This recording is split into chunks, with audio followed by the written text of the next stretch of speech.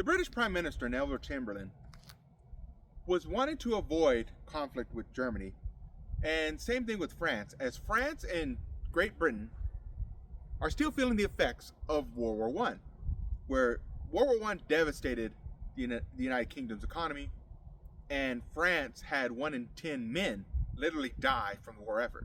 Okay, so that was fresh on the minds of these two European nations, and they didn't want to get into a conflict with Germany. So Germany, openly defying the Treaty of Versailles, openly not paying their debts that they agreed to. Well, England and France figured, well, if we just let him do what he wants right now, we can avoid conflict, we can avoid another massive war outbreak. So they did this policy called appeasement. Now, anybody that's watching this video has been to a store, and they're just minding their business, they're shopping, they're getting what they need. And all of a sudden, you see this little brat, this insufferable, screaming brat, just having a huge old hissy fit and just crying because he doesn't get what he wants, or blah, blah, blah, blah, blah. So he's throwing a tantrum, and the mother just sees that he's, starting to bring embarrassment to her. So she pulls out this toy and gives him what he wants. It stops his tantrum, and he's good, right? Well, actually, that's horrible. Why?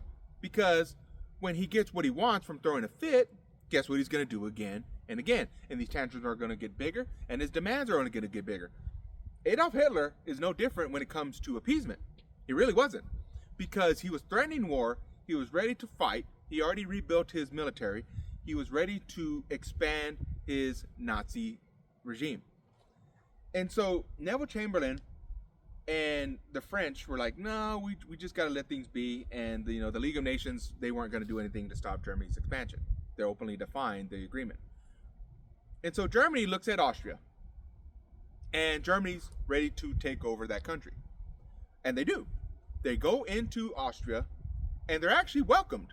A lot of the Austrian population was eager to have Nazi Germany come in, take over, get rid of what they viewed as a weak government, and basically be a part of the aspiring Nazi regime.